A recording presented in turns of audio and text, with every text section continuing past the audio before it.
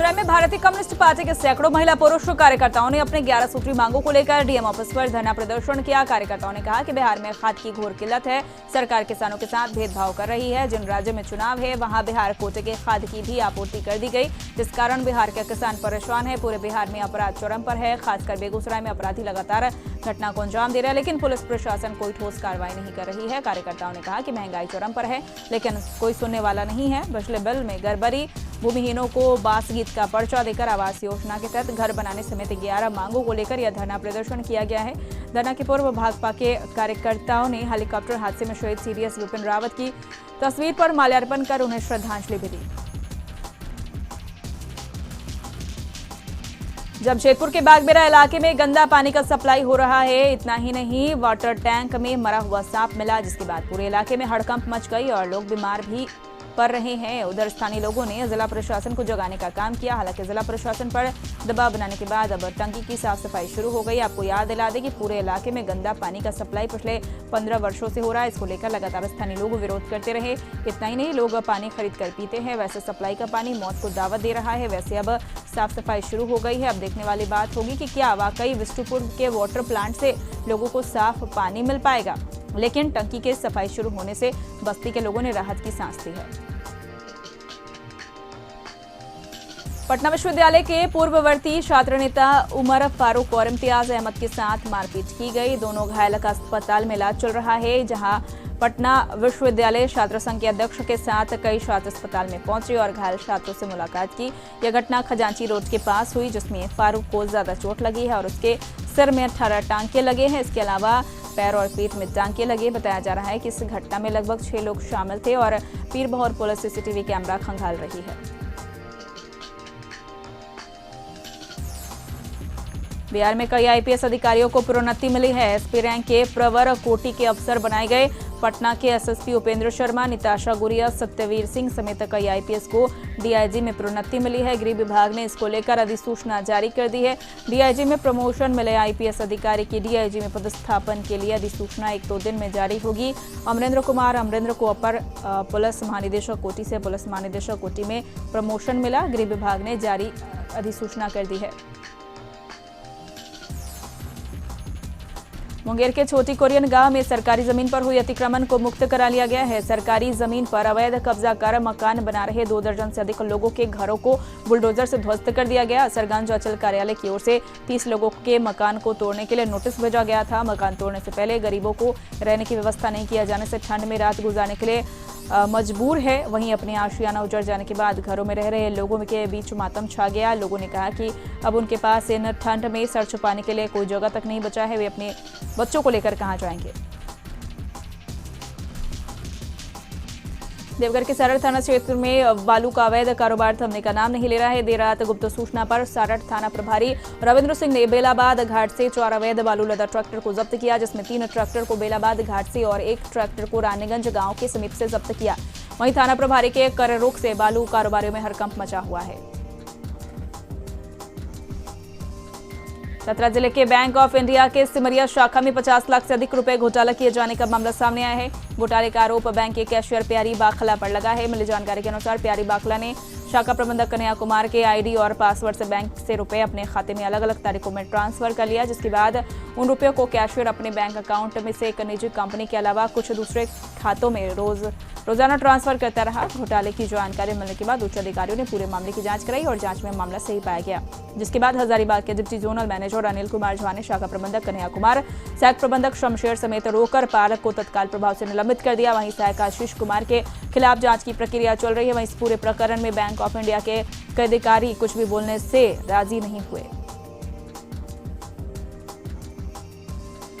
राज्यपाल रमेश बैस ने कहा कि शिक्षा को व्यवसाय के रूप में नहीं लेना चाहिए। छात्रवृत्ति में ऐसी शिक्षा व्यवस्था का कोई औचित्य नहीं है। उन्होंने कहा कि आश्चर्य और दुख का विषय है कि हमारे राज्य में स्थापित निजी विश्वविद्यालय यूजीसी और सरकार की तरफ से निर्धारित मापदंडों को पूरा नहीं कर रहे हैं। उन्होंने कहा कि यूजीसी की अनुमति के बिना निजी विश्वविद्यालय की तरफ से कोई कोर्स प्रारंभ कर विद्यार्थियों को डिग्री दे दी जाती है। ऐसा कर वे विद्यार्थियों के भविष्य के साथ खिलवाड़ कर रहे हैं।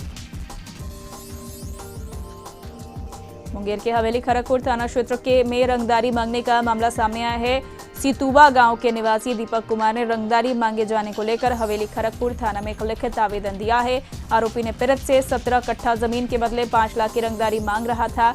पुलिस ने रंगदारी का मामला दर्ज कर लिया और प्रमोद यादव को गिरफ्तार कर पूछताछ कर रही है। बिहार सरकार ने अवैध बालू और ओवरलोडेड वाहन का परिचालन पर रोक लगा दिया, लेकिन अब मुंगेर में अवैध बालू की ढुलाई जारी है। तारापुर थाना को सूचना मिली थी कि कुछ ट्रक पर अवैध बालू लाद कर लाया जा रहा है। इस सूचना पर शहीद चौक के पास चेकिंग में 13 ट्रक को रोका गया, जिस पर बालू लदा हुआ था।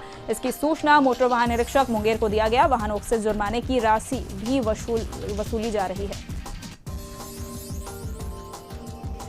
मैथन के स्टेशन क्लब में आयोजित ईस्टर्न इंडिया पावर लिफ्टिंग प्रतियोगिता 2021 की शुरुआत हुई। इस मौके पर मौजूद ईस्टर्न जोन पावर लिफ्टिंग के ऑब्जर्वर देवी प्रसाद चटर्जी ने बताया कि इस प्रतियोगिता में 8 राज्यों के कुल 200 पावर लिफ्टर महिला एवं पुरुष अपनी ताकत को आजमाएंगे, जिनमें बेहतर करने वालों को ट्रॉफी से सम्मानित किया जाएगा और नेशनल पावर लिफ्टिंग के लिए चयनित भी किया जाएगा। इस मौके पर मौजूद झारखंड पावर लिफ्टिंग के सचिव और अंतर्राष्ट्रीय पावर लिफ्टर खिलाड़ी इंद्रजीत सिंह ने कहा कि पावर लिफ्टिंग के माध्यम से धनबाद जिले के युवाओं को पावर लिफ्टिंग प्रतियोगिता से जोड़ना एक अच्छी बात है। इससे शरीर में स्फूर्ति के साथ साथ शारीरिक एवं बौद्धिक विकास होता है।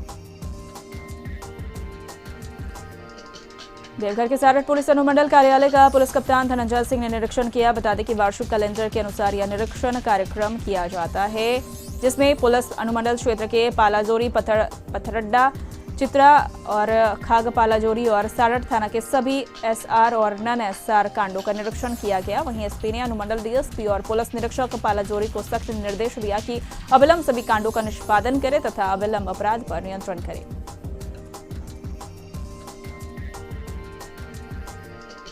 पटना से सटे फुलवारी शरीफ, रामपुर, फरीदपुर में 4 दिनों बाद भी नीरज मुखिया के हत्यारों की गिरफ्तारी नहीं होने से ग्रामीणों में आक्रोश का माहौल है। करीब 5000 से अधिक लोगों ने नीरज मुखिया के हत्यारों की गिरफ्तारी की मांग को लेकर कैंडल मार्च निकाला। बता दें कि 4 दिन पूर्व रामपुर फरीदपुर पंचायत के मुखिया नीरज कुमार को अपराधियों ने गोलियों से छलनी कर उस वक्त उसकी हत्या कर दिया था, जब फरीदपुर बाजार में स्थित अपने कार्यालय के बाहर आम जनता की समस्याओं को सुन रहे थे।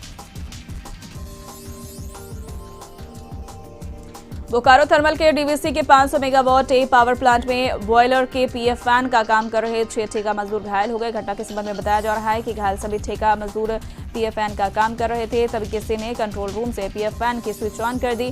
स्विच ऑन होते ही फैन चलने लगा और वहां काम कर रहे 14 मजदूरों में से 6 मजदूर घायल हो गए। घायलों का प्राथमिक उपचार डीवीसी अस्पताल बोकारो थर्मल में किया गया। घटना की पुष्टि डीवीसी बोकारो थर्मल के परियोजना प्रधान सुशांत सनीग्रही ने की है। साथ ही कहा कि घटना की जांच कर दोषी लोगों पर कार्रवाई की जाएगी।